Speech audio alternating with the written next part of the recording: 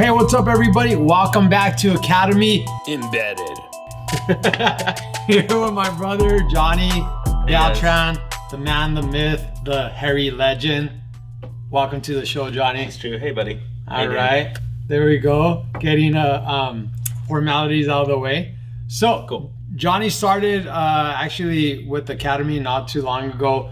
Again, Johnny helped out a couple years ago, did a wrestling seminar, a takedown seminar for Jiu-Jitsu. But you recently got started again coaching some of our youth Jiu-Jitsu classes with the kid Jiu-Jitsu. And now you're actually in this room helping out with our youth kickboxing program. Yeah. All right. So how's that going? It's going great. I'm just having fun teaching these kids all the technique, watching them clean up their work, and just watching the excitement in their eyes every time they realize they're doing something a little bit better. That's awesome. So we were talking earlier, and the excitement in your voice was just something that I really couldn't even believe that we're actually here, because me and Johnny started training martial arts together. How many years ago now? Maybe like 12 years ago? 10? No, 2007. Oh, it's been so much longer. Yeah, time just flying, right? Like close to 15 years. Close to 15 years. And having this thing come full circle where Johnny was of the age of the most of the kids that you're actually helping out with now. Yeah, I started around, I think I was 12 years old. Yeah. And I got thrown into all of this. If that. You know, you might have been 11. 11, yeah. Yeah, right? I was 11. So you were actually 11. So now to where you're actually helping out 11-year-old, 12-year-olds, 13-year-olds. It's really awesome to see that actually coming full circle where you're helping people out. So Johnny, why don't you actually take everybody back, tell them where you started, how things got going with you with martial arts, and your perspective is different from mine, because everybody is, even when you start training with somebody else simultaneously, everybody's journey is differently. So why don't you give the people at home kind of an idea of where you started, where you went, and where you're at now? For me, my martial art journey was a wild ride. I started off as this kid who was 11 years old, but I weighed 170 pounds, 169 pounds. I remember, Hector knew I needed to start doing something, because I was just at home, wasn't into sports or anything, but I would do cartwheels for no good reason. And so he just realized, like, no, Johnny's got to do something, right? Which was a blessing. He just decided to take me over to start training mixed martial arts with him, because he started off at a college class. I think it was kickboxing. Mm-hmm. He was taken somewhere, and then he was like, all right, I'm taking Johnny. And I got in there, and I was this 11-year-old kid, but I was about the same size as all the other adults, so nobody really knew. I kind of flew under the radar, and with that, I was kind of thrown into the lion's den right away. And you were cast by fire. I was cast by fire. Yeah. No, it was crazy, because I was supposed to be taking this technique on at the adult level, the same way you would teach adults, right? And in doing so, I learned body mechanics. I remember Joe Jackson, along with Brian Reed, were, I think, my two original first coaches. And with Ruckus is who it was. They taught body mechanics, and they taught it from a point of self-defense. And so I never just looked at MMA as like a sport. It was like, how am I going to use this when it's most important, essentially? And then what made it important kept varying, because it's like, okay, I'm going to do a tournament, so I need to know this style of self-defense or this style of fighting. But also, what's more important is self-defense, so I need to keep that in mind no matter what I'm doing. And so we started off with Ruckus, pancreation style MMA, moved on over to this guy, Seafood Joe Jackson, out of Buena Park. And that for me was an amazing experience, because we learned Filipino Kali, which was a stick martial art. Mm-hmm. And for stick, even it tripped me out when we were training sticks, right? Yeah. In a rec center in where? In Buena Park. In Buena Park. And in a rec center, we were just outside on some grass or some concrete. It just like the Seafood Joe was like, all right, guys, like, we're going to go into this sequence and all this, and then we go boom, and then there's a blade. There's a blade, yeah. And I'm like, someone could just be hiding a knife. Someone, I was like, that context, right? So the thing that John was just saying and it's just like, okay, what you're saying and giving an explanation of it is all about training martial arts with a context of self-defense, right? Yeah. So it's just like, it's just because you never know.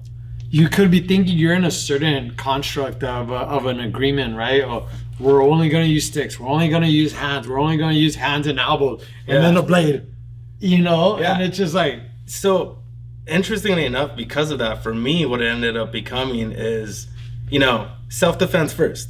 Self-defense first, because learning it at a young age, all I could think of now, no matter where I'm at, I'm always kind of ready. That became my reality. Like you said, oh, now there's a knife? For me, I didn't question that. I was like, oh, knives show up. Absolutely. Absolutely. Oh, why would they not? I didn't realize what I was doing to you. The fact that our parents let me at all have any influence in the way you're brought up is just wild. Yeah, I have a completely different reality illegal because of it. They shouldn't allow that. No, go ahead. For me, it's a blessing. I took life as a reality always. It wasn't, you know, most people think, oh, there's not a knife that's going to show up. I think a knife could show up. When's the knife showing up? When's the knife showing up? Yeah. And so I understand, you know, what could happen at any given moment. Just the same way you learn there's always somebody better than you. You learn there's always somebody who could beat you as well. It doesn't matter what that is. So as they don't need to even be better than you. They don't exactly. They could beat you. So my point being, I could be prepared for any fight in the world on the street, but if somebody pulls out a knife or a gun, I understand I'm going to be beat. So it also taught me to have respect for situations and understand it's better not to get 100%. Into certain altercations. That's powerful. And so learning this from a young age, from the point of self-defense, and a knife could come out of nowhere, same goes for a gun. I never played that ridiculous game. I always had my ego checked. Doesn't matter how incredible I am or can be, I can't outrun a gun. Can't. So just little things like that, you know, starting from such a young age, kind of give me a different reality and one I feel I'm blessed to have. So that takes us up, I think, to about probably 2009, 2010. I remember you got your yellow belt at Clever's. Yeah, that's right. Under Clever Luciano in Huntington Beach. And I was disappointed because everybody I trained with got their blue belt, but because of my age, I couldn't quite get the blue. And we were on parallel paths. Like we're right there neck and neck together. Yeah. You're just I was 10 years younger than me. So. But weirdly enough, we were always the same weight at the time. We were. We were the same weight the whole time. You're just a 10-year younger version of me, basically. Yeah, exactly. And people would ask how'd you get so big? And our only reasonable explanation was the tap water and McDonald's. Because my diet at the time comprised of a lot of McDonald's, unfortunately. And that's part of why I got you involved, because I was like, oh, Johnny's fat. Yeah. Yeah, that's actually, I didn't want to put you on blast in any way, but the biggest thing was Hector recognized I was getting overweight and becoming very unhealthy. And so it was legitimately, Johnny's getting fat. Let's do something. Let's do something about it. And it was honestly a great blessing. So it was just cheers, bro. So the amazing thing with that is that Johnny ended up being just such a good candidate for martial arts, right? So when he started getting into jiu-jitsu, pancreation fighting, MMA fighting, it ended up just being something that where we were on parallel paths. Yeah. But like I said before, I was on my own journey. You were on your own journey. Because of our age, especially, is what deviated. Especially then, it ended up becoming its own thing for you. And so where basically I remember when you're an 8th grader doing really well in jiu-jitsu and pancreation fighting, that survived. And I weighed 195. You did weigh so if I fought, it had to be men. Right. No, that's right. So we had you fight adult. I remember that time you were a 13-year-old, and I had you fight an adult from that was a Marine from Camp Pendleton, and you beat the guy. Yeah, that was a crazy story, huh? Yeah, I remember that was wild because Hector and I, we also originally deviated on our coaching style, maybe. And so I wasn't always the best coach. It took some time. Let him know. It's beautiful. Oh, Hector originally did not know how to coach. No, I did not. For me, for some reason, it's a skill. I was blessed enough to understand how to say things in a manner that spoke to me and so spoke to other people. At the time, Hector knew how to say what he was told. And so I remember I had this guy in my guard. Okay, so first, scene. Scene. Okay, this guy. I remember this big guy that was probably like 6 foot. 6'1", Marine from Camp Pendleton. This guy had to be like 19 or 20 years old, white belt. But the Camp Pendleton, the Marines will bring out their team to these Jiu-Jitsu tournaments, right? And then Sean Felder was asking me if saying, "Oh, this guy wants to get another match," and he said, "Oh, do you have anybody?" I said, "Oh, well, my brother. He's 13 years old. I'm there for, but I'm always up for it." And we always had trouble getting him matches because he was so heavy for his age group, right? Yeah. I showed up and they're like, "Yeah, we don't have anybody." And they're like, "Okay, well, we'll just put him up against that guy, right? This Marine, this full adult, like man strength Marine, who's been through boot camp and all that. Is just a tough dude." And we're like, "Okay, yeah, well, we'll put Johnny against that guy." And then go ahead, Johnny. Yeah, I remember everybody being really worried prior to the match. I actually stopped recording because I was like, my bro's gonna get his ass beat. So I stopped recording and I was just like, again, you shouldn't let a child raise another child. Do not do that for the people watching at home, but continue. Yeah, so, man, I remember everyone was super worried prior to this match because he was, like Hector said, some shredded, massive guy. This guy was you were 13 years old. I had no idea. You were so chubby. All I know is he was not this. I've been going against, man. This is just another man. This is true. So for me, I saw no issue with the thing. So I walk in and I start this jiu-jitsu match. He was forged by fire. Yeah, I guess. It was a painful path. It's okay. I'm okay now. I don't cry myself to sleep anymore. Okay. But I definitely. I got into that match without any fear in my mind. I remember I pulled guard. He was in my guard, and so this is where Hector's coaching comes in. I remember I had a great guard growing up. It was strong. I kept adjusting. I would hold it. Guys got upset about it, but that doesn't mean I could launch that submission quite right. Right. So the guy's in my guard for the majority of this round. And, I'll break it a little bit, try to get an arm bar, can't recover it right away. Wow, this guy's arms are down here. And I could feel that he's kind of like baiting me a bit because he's just trying to set it up, right? And Hector sees this guy's arms down. And all I hear is, arm bar! Get the arm bar, it's right there! The arm bar! I got so fed up with it. I just held the guy's arms and I look over at Hector and I'm like, he's strong. You know what? Brent, who is somebody else we trained with, only I should mention he was like 9 years old. No, he was younger than that. He was 7. I've been 7. He was 7 years old at the time. And I said, Brent, you coach me. And I was like,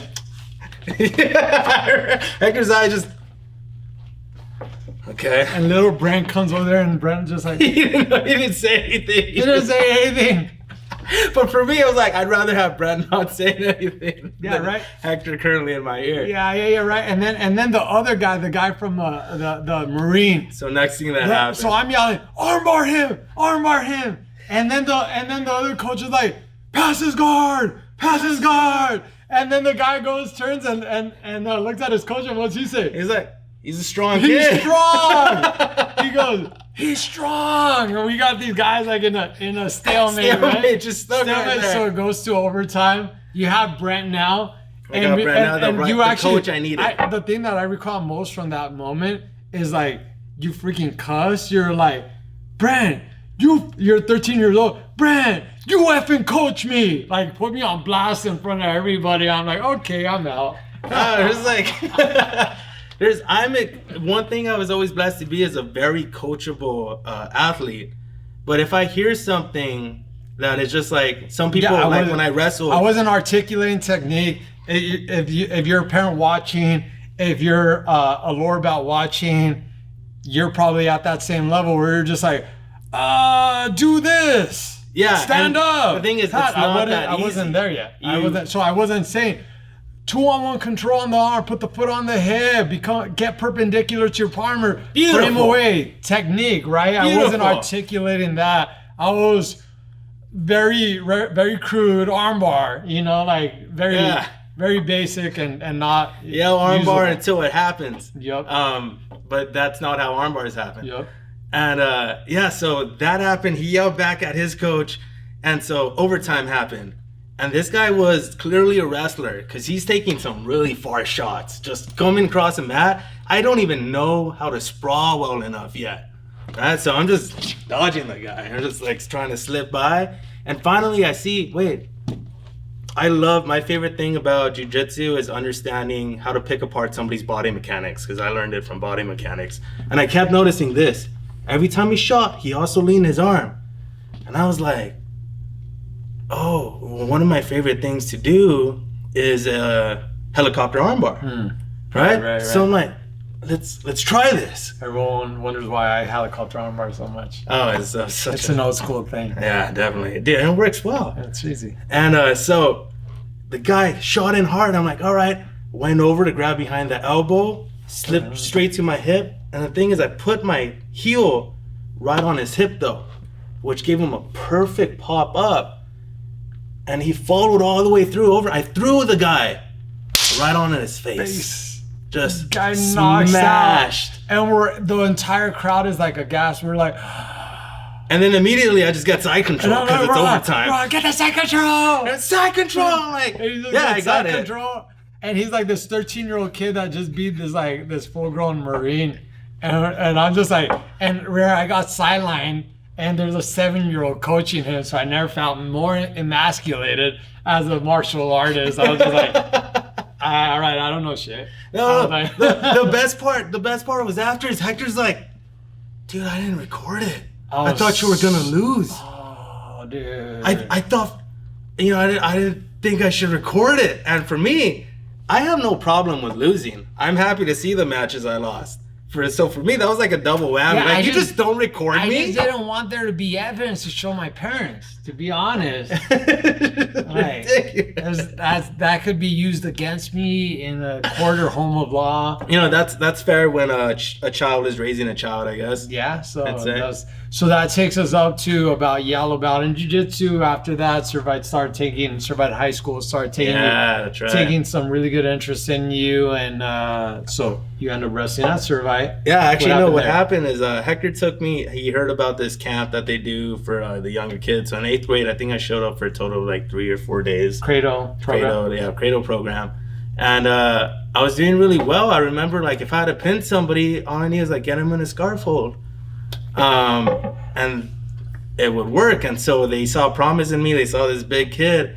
And I remember the problem was, am I going to wrestle for Survivor Bosco? Because they're both good programs. And I think the biggest thing, what had the most impact on me was this coach I still love to this day, Louis. He whispers in my ear in one of the practice, hey, you better not be fucking going to Bosco, fool. And I heard that, and I thought, yeah, all right, I'll go to Cervite then. Yeah. That's like recruitment 101, I like this, huh? I like this guy. I'm like, yeah, no, sounds like he doesn't want me going to Bosco. I'm happy to go to Cervite, I guess. That's hilarious. And so, but honestly, who really pushed it was Hector, because I wanted to, stay in like the normal public school setting and just hang out. And he wasn't happy with me hanging out. So here's the thing. You got really good potential. You got really good potential, and I wanted that too. I want to really push that to the limits. And how did it end up going? So there was some problems with that. For me, there was so much pressure on me because I had so many people looking at me as something with potential, right? And the more eyes are on you, the more stress is on you. So my wrestling experience, I'd say, was a lot more stressful now, just because I had so many eyes. And at the same time, it was a fantastic time, but I think it's just important to know to relieve some pressure on people while they're training. Especially kids. Especially kids. They're not ready for it, especially with all the hormones I had at the time. Yeah. Oh man, it was a wild time. Yeah, you would just hear little Johnny crying in the room on occasion. I mean, so you ended up going varsity your freshman year at a heavyweight class, which is like you're wrestling seniors. Yeah. You're wrestling senior. You're beating out seniors for a varsity spot your freshman year. 189 your freshman year. Yeah. So what happened is 189 pounds. My main coach, his name was Contreras. He actually he was training with us for a little bit. Right. And you're helping him get ready for his MMA fight. I helped him get ready for I helped get him ready for an MMA fight, and he ended up helping me learn how to wrestle correctly in return. Mm-hmm. And really what got me better at wrestling was, Servite was a great program, absolutely great program. They take you to all the right places and they bring in all the right coaches, so you have a good understanding of what you should really be doing. Mm-hmm. But what let me reinforce that was every day after practice, I would ask Contreras, because we were hanging out, like training partners, right? So I'd be like, hey, let's go takedowns, and we just do takedowns for another half hour at the end of every practice, just for fun, just takedowns. Because for me, I'm like, damn, I want to take this guy down. God, man, I hate how I'll be so close and then he gets all fancy with it. And in turn, it taught me to understand, all he's doing is playing with angles. And it playing with his body mechanics, shifting his hip over. They're not drastic movements. Nothing's drastic. It's just understood and controlled. And by, I think, working with him so much and seeing that he wasn't putting extreme effort, he was just being smart. It's very technical. It taught me to be as intelligent.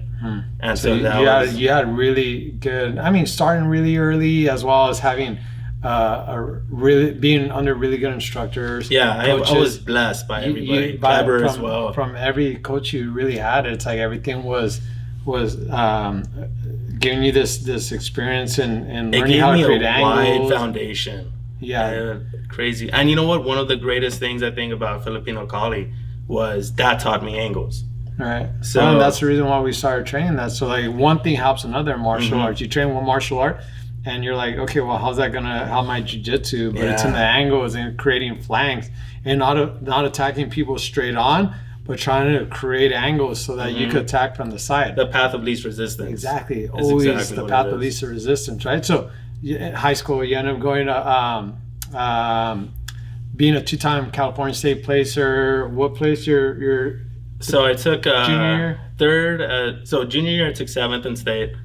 Senior year I took 3rd, and then I took 4th in high school nationals. In high school senior nationals, and then you ended up getting recruited to go wrestle at Cal Poly San Luis Obispo. Yeah, so I got recruited to go to Cal Poly, which was an amazing blessing.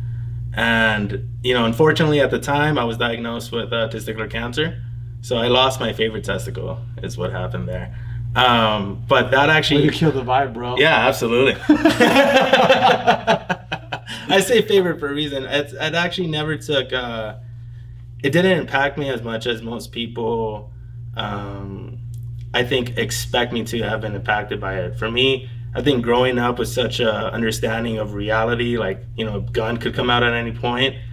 Being hit with cancer, I was like, oh, okay, this is another thing to take care of. And once it was taken care of, I was able to move on from it. But at the same time, it kind of changed the dynamic in me, which made me want to explore other things. So I took some time away from wrestling and jiu-jitsu for a little while. Right, put things in perspective. So you're having an awareness of martial arts and being aware of your mortality. Yeah, all at the same time. As a young person, how old were you when you? I was 19 when I was diagnosed with it. And you did chemotherapy. Yeah, I did 4 rounds. 4 rounds of chemotherapy, and I remember that being so heavy for you, for the family, and everything. Just seeing you go through that and experience that, because it's just such a heavy thing. You never expect to be that young and have something like that hit you, But now on the other side of that, I could tell you've really grown from that experience, and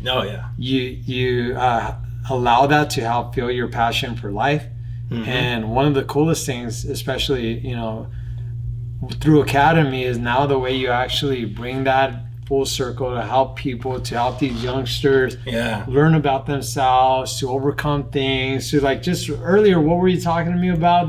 The young lady at the handshake. Academy? Yeah. So, you know, one thing for me is Jiu-Jitsu, martial arts, just in general, taught me so much about life. Like I said, I have a different reality because of it.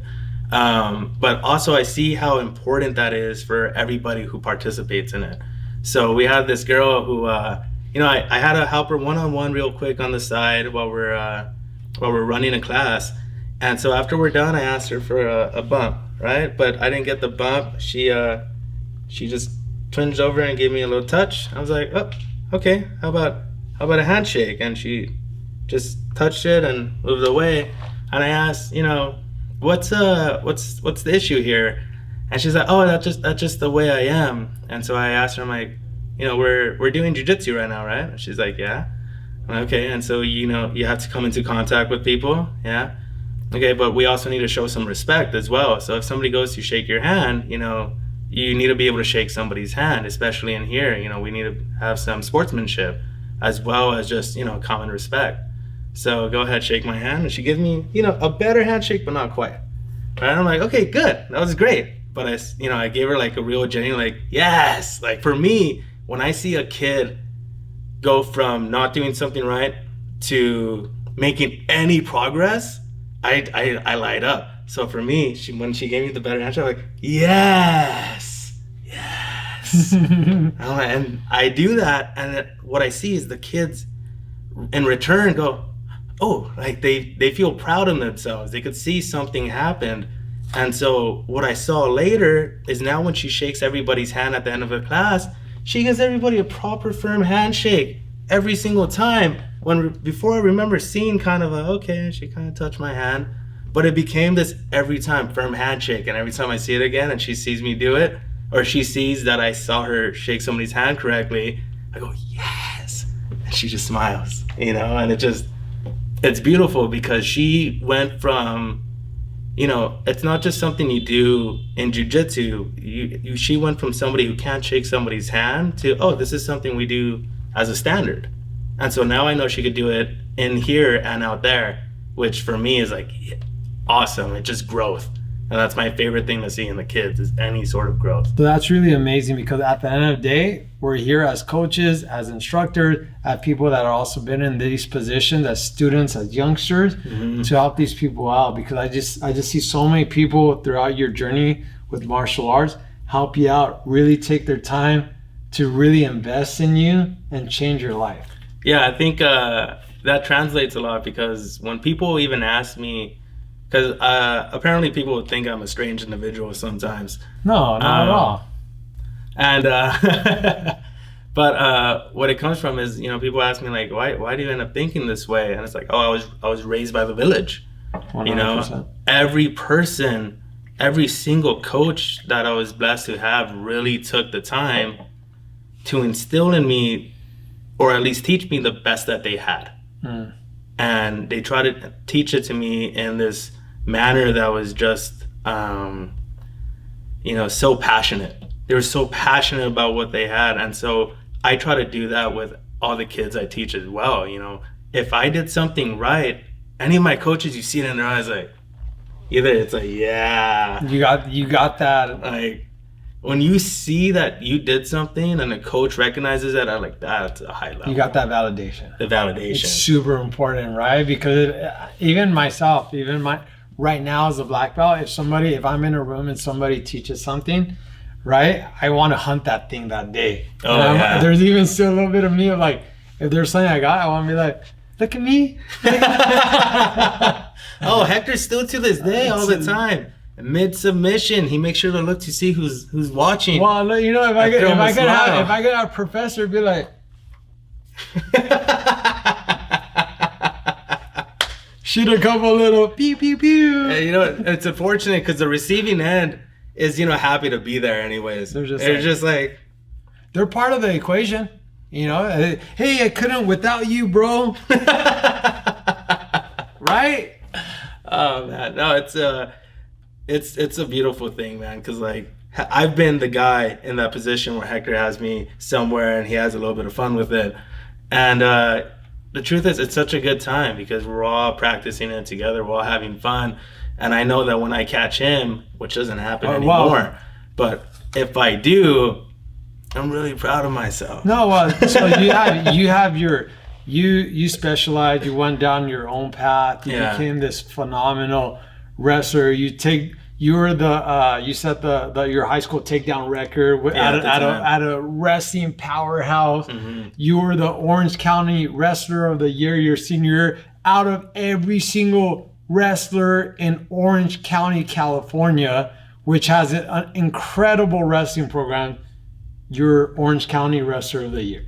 Yeah, that happened. You made it the farthest out of anybody from Orange County. So that, like, things like that, what you were able to accomplish, even while you were kind of in this own journey. Your high school experience was something for a whole different podcast in and of itself. The wildness that became of your high school wrestling career. Yeah. But it's just so crazy, man, because it just, you really specialized. Johnny ended up being really important in my own takedown development that I use in my jiu-jitsu. You helped me out so much, figuring out my game, making adjustments for me, making sure that I was able to actually use takedowns that work against high-level black belts. Yeah, I think I was always so happy for Hector to come to me for anything, because my whole focus when I was learning to wrestle was, how is this going to translate back to jiu-jitsu and, more importantly, MMA? Because I was thinking, out of high school, if I'm going to put this many years into martial arts, and one that it's televised and just such a big deal to people, that's probably where I should go with it. So that was the plan at the time. So I've always had a mind for, how is this going to translate? How is this potentially dangerous versus, beautiful for jiu-jitsu, terrible for MMA, or great for MMA, only because it's slightly higher percentage, but it wouldn't work in jiu-jitsu. Just all these factors always on my mind. And so because of that, my wrestling background is really MMA focused and jiu-jitsu focused. And so, when I got into it, I love to nerd out on this, especially just the mechanics of takedowns, how to slip in, and just how the body mechanics vary from sport to sport. And I think a big thing is, I never, you have a similar approach to jiu-jitsu. I don't see wrestling as this, I don't put it on a pedestal. I understand wrestling is great for wrestling, but not everything that's good in wrestling will translate to jiu-jitsu. Right. And in looking at wrestling in such a critical way, seeing, this isn't this perfect thing. There's so much to be learned and improved, and it doesn't translate in all the same ways depending on what you're aiming towards, what your goal is. It taught me to really be critical about it. And being so critical about wrestling and the technique allowed me to learn it to a point where I could actually teach it to people and help people like Hector at the higher level, which I'm so happy to do. Yeah, the thing that I really got to give you props for too, even at a very early age, I recognized you as a really good coach. You're a better coach than me growing up, because you had a natural ability to articulate the actual things that were going on in a match and the things that you needed to actually say to an athlete, right, that they should focus on. So that was even one thing that really, I think, boggled a lot of people's minds when they figured out. They're like, oh crap, Johnny's really good at wrestling and martial arts and everything, but he's a better coach. Yeah, that's what it was. It was always crazy. Like he's pretty good. Like, he's got potential and all, but like, he's a really good coach. And I remember I had one guy in Servite, one of my teammates took advantage of this, and I was so happy he did. And his name was, we call him Beans. Noah Beans. Noah Blakely Beans. Well, it's Noah Blakely Vianis, but he's Beans to us. And so he would ask me, before all his matches, when we were in tournaments, Johnny, could you coach me? I was like, yeah, absolutely. And so I'd end up getting to the corner of the mat, and anything I said, he'd do with complete faith. There are these guys that you could literally move like a controller. And what I love is I'm one of those guys. AB, up, down. Yeah. AB, up, down, all the way. Just AB, up, down, AB. And so seeing that he was able to do that for what I, wanted to articulate was just, it was a great duo. But what was amazing is I would watch these kids that he's wrestling, figure out their weakness, tell them what to do, complete faith, he'd do it, beat a bunch of kids he shouldn't have at the time. To the point where there's another coach started yelling, "Get him off the mat! He's not a coach, he shouldn't be here! Get him out of here!" I was like, "Oh, you got threatened by me? I'm just a high school wrestler." Well, there are a lot of bad high school coaches. So that's what it was. They would notice I'm picking their kid apart, and all they would yell is "wrestle, wrestle." So much that you go to a wrestling tournament, and I would yell, he leans hard on his left leg, or he dips his right knee, right single leg, do it. This kid knows it's coming, but I recognize what's happening in his body mechanics so much that regardless of him knowing, he's already instilled that habit, and Beans was able to execute anything he needed to do. So I think if there was like one word to sum up this podcast or interview with you, it's, I've heard you say the word body mechanics over and over again since the beginning, and that's one thing that you really gravitated towards really early on. And there are some students that figure this out, and they figure out the body as a set of frames and levers. And it's geometry. It's just, you pay attention to all the geometry and the limits of your own geometry, and then you play that all together from a bunch of different angles. Like, you get to the point where you see this like drawn out picture of your head, this stick figure with all these rotating angles and the limits between their angles, and what you could do with it, what you can't do with it, and then how much you can manipulate it for your potential goal. And that's the way I geek out. Especially with, like, the things you would do with the wrestling and everything's like a torque, everything's a lever, everything's like, I'm very huge on, I always teach this, like, if you're gonna open a door, right, let's say this is the hinge here, you don't push right here, you don't push closest to the hinge, you push outside, and that's the lightest way. So anytime I fight for anybody's hands, I'm tired of fighting here, I get to the farthest point of that wrist I can, and it becomes the easiest point to control. And so little things like that, I understand just the basic mechanics, or like I teach too. I don't try to pull a hand. I put my elbow in and I pull my shoulder. Just basic things. That's crazy. Where are you strongest? Where is your body actually capable? And just because something looks a certain way, that doesn't mean that's what's happening. That's right. And so a lot of people, they see somebody get pulled in, and I think, oh, I'm pulling somebody in, right? My hands, rather than, no, it's your strong shoulder torque.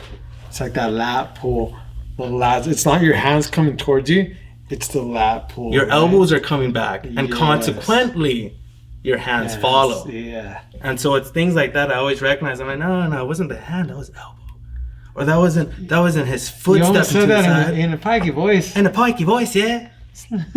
I just want to get a caravan for me, man. Oh, I love that accent. By the way, you're fun at parties. I'm a good time sometimes. Yeah. So now you're helping out not just with our jiu-jitsu. You're also helping out with our youth kickboxing program. Yeah. So it's crazy. It really came full circle, because what happened is I was, really focused on takedowns for so long, and I had so much takedown experience and technique to show.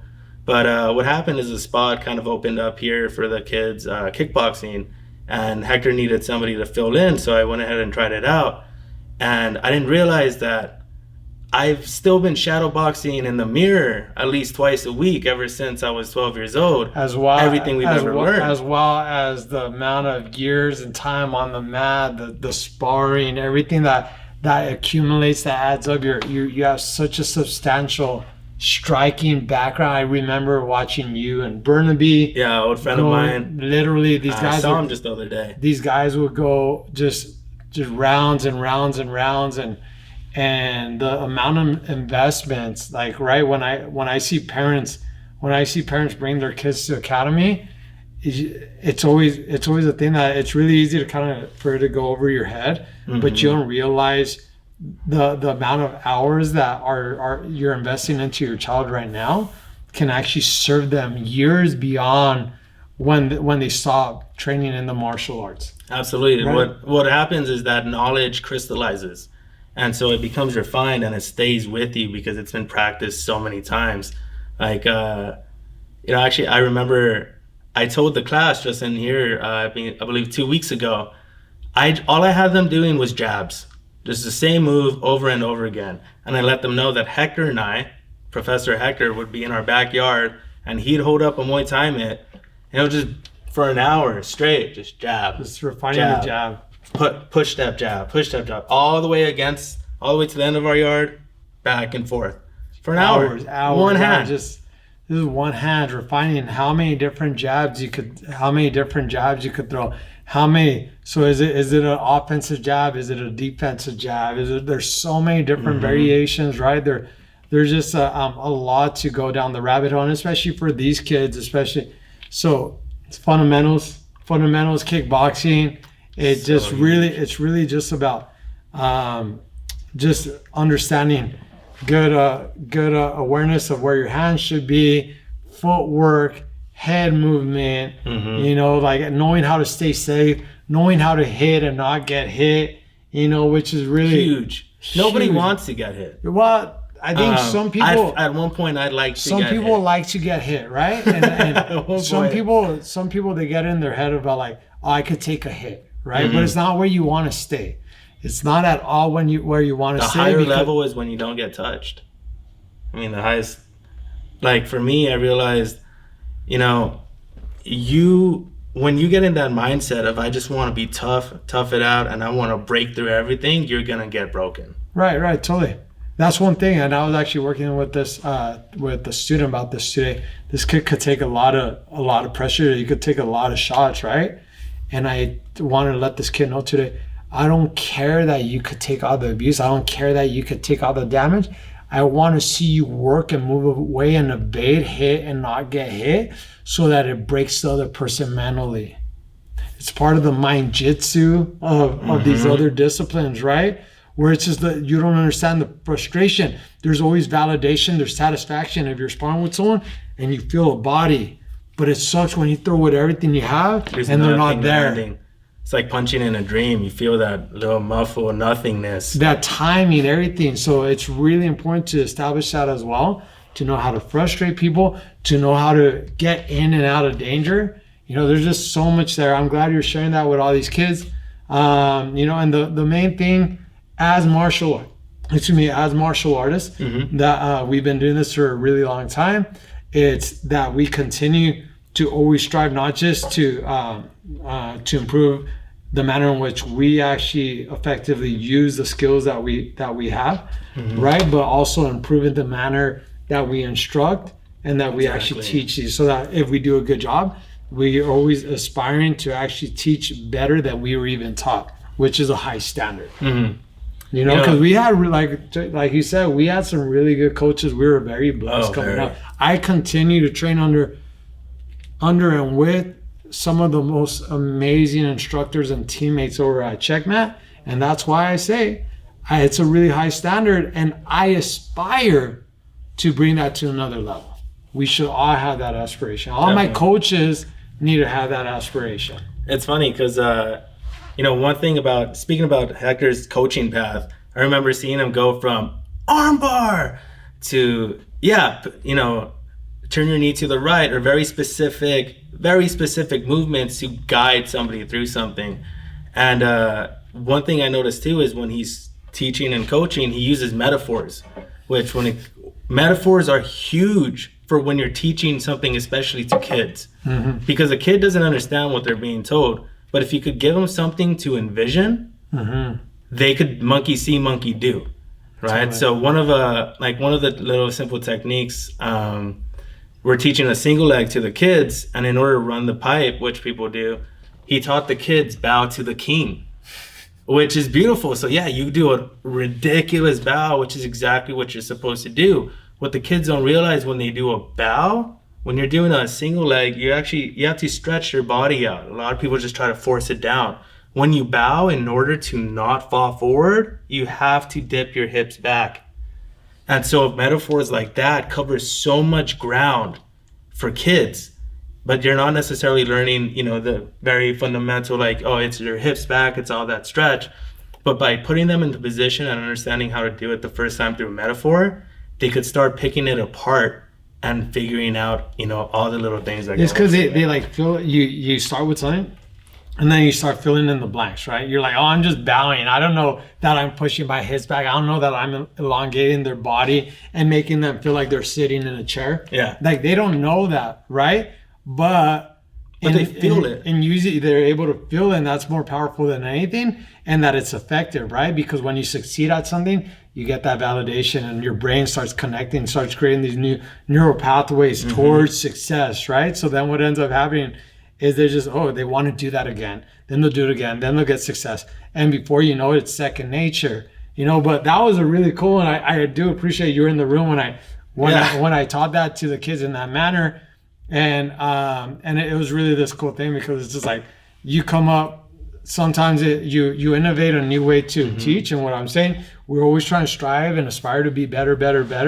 No one taught me bow to the king, but it's just like, all right, how do we what am I doing? How do we speak to these students as best as possible, right?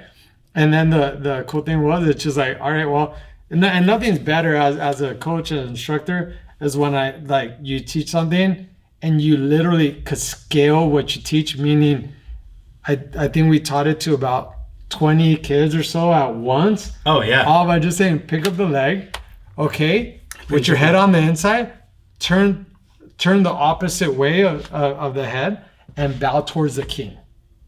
And everybody was able to drop people on their perfect back. Which is important to note that a lot of kids who try this takedown at first, because you're trying to do this, they're trying to just bring somebody down, they can't physically do it. It becomes this weird game. And they're just off balance. But by teaching them bow to the king, you cut down like potentially 3 hours worth of work into 20 minutes. Just efficiency. It's all about efficiency. It's just it eliminates frustration from the kids, from the students, for them to be like, oh, this just doesn't work for me, or whatever the case may be. So that is all. As instructors, that should be all of our aspiration. That hopefully, as we get further and further down the line, and hopefully Jiu-Jitsu 100 years from now, will have this amazing, rule book or kind of like a guideline to help people learn in the most efficient way possible. That should be the goal, I think. It's going to be an evolving journey. It's one that shouldn't ever end. It shouldn't take 10, 15 years to become proficient. Mastery takes a long time, everybody. But proficiency, I'm talking about just, proficient. Where it's like, okay, I got that. I could do that. Now mastery, good luck, chase it. That's a life well lived, and it's always worthwhile. That's what I'm pursuing right now. Mastery in different aspects of my game that I still haven't got there yet, right? Then Jiu-Jitsu is so big that you'll never master everything. But you're taking it from the right angle. Like when I got good at wrestling, and when I did, the people I wrestled weren't other people who wrestled as long as I have. They had, for the most part, most of those people wrestled since they were little kids, toddlers, like all these programs.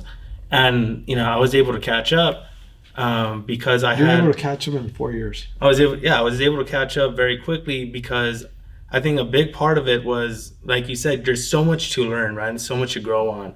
And so such a big part of it is I wasn't trying to get good necessarily. I was trying to stop being bad. I was trying to stop making all the rookie mistake, all the common, just like this, if you want to be effective at this, there are certain principles you have to adhere to, which are the basics.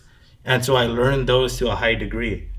And so along with that, once I got that foundation, if there was anything else I wasn't good at, that's what I worked on. And so that's what made me, like, allowed me to make strides. I wasn't happy, like, oh, I could do this to anybody, which doesn't exist. There's always somebody it doesn't work on. There's always a bunch of people something doesn't work on. But you could always, expand your game. And by expanding your game and covering, all the little points where you're not proficient, it'll give you a foundation that takes you to the next level. But I found that the people who focus on they're focused on getting good, not getting rid of where they're not. If that makes sense. No, it does make sense. So one thing to wrap up this conversation, Johnny, I think it's really helpful and insightful for you to share with maybe parents or other youngsters that are watching this video. What are kind of some of the pitfalls, or what's some of the advice that you could give someone coming up in martial arts as a youngster? Because my experience, I started training when I was 21 years old. So mine was way different. Mine was way different. My journey was one in that I'm an adult, and now I'm trying to fit training alongside everything else, right? And you have a lot of different types of priorities at that point in your life, rather than when you're in a program, part of a program, and your parents are taking you to this martial art program that you're training in, or in your case, your older brother was taking you, right? Yeah. So what kind of advice, what kind of insights could you share? I think the biggest thing is don't put too much stress on it. Don't worry too much about, I need to get better. Just enjoy the ride. Everything is going to come. As long as you're with the right people, it'll happen. Don't try to rush the journey. Because that, I think, for me, was the most difficult part when I felt, because I was in the right situation, but any more talk about it, any more additional pressure or focus is completely unnecessary, and in fact makes it more difficult. Because I'd say if I didn't have as much pressure, I might have loved the sport even more and been that much more into it. But it was the pressure that really made me need some distance from time to time. And the biggest thing is, Hector didn't know at the time, but he was one of those, because he was the one who took me there. He was my biggest influence and the person who I felt I had to make the most proud in that sense. So recognize that all your kids are legitimately looking to make you proud, whether it's a little bit or a lot of it. They are still looking to see that look of approval in your eyes, maybe after a class, maybe after anything. So if your kid isn't doing very well, give it time. Because I've seen a lot of people who, initially seemed like they would never get it, start to make some strides that I'd never, prior to the experience, would have never thought was possible. So just always give your kid the space. I wouldn't say if they don't want to show up, I'd say still make them show up. I learned that because I showed up, it worked out for the best. But if I were to have, did what I wanted to do, which a kid doesn't know anything, I recognize that even in the moment a little bit, I don't know better, but I don't want to do this sometimes. That's going to happen. I mean, that's going to happen with anything. It just reinforce that, it's okay to not always be completely into something, because you'll get an itch for it again, and you'll be really sad and really disappointed if you took too much time away. Thank you for sharing that, man. I realize I've made a lot of mistakes, and it really I should have never been in a position to influence and raise you the way I did, but it's all for the betterment of the people at homes. Kids. It's for everybody else. All my mistakes I made, most of them I made with Johnny. Right here. And as kind of in the position as like a parent figure, and our parents are around, but they had a really, like, they was like, yeah, we'll pay for the classes. It's your decision. Do what you want to do, all this, right? But But I realized I put all that pressure on you, and there's a lot of things I would have done differently. You know, looking back now, I just didn't know. Like a lot of parents who make a mistake and talk about jiu-jitsu on the ride home from the tournament instead of just saying, hey, great job. That was amazing. I love watching you compete. Focused on that, guys. I didn't know. I was an ape. You know, I didn't have it all together. You know, if I could interrupt real quick, it's all the way to the point where I remember, we got to keep this short, but just like he didn't record me at going up against the Marines, when I made it to state as a junior, which a lot of people thought shouldn't have happened, and I placed, he also did not go because he did not think I was going to place. I was like, oh, you're not placing, right? Like, but he made it to the state tournament. Maybe it's that kind of chip on your shoulder that made you turn into a badass. Absolutely not. But yeah, I think it is. So one thing with that though is, you know, you never know what's going to happen with your kid in your tournaments. Happen. And so just being there is a great support system. Oh, Johnny, thank you for being here. I love you, man. Love you too, buddy. All right. All right, everybody. We'll see you next time. Take care.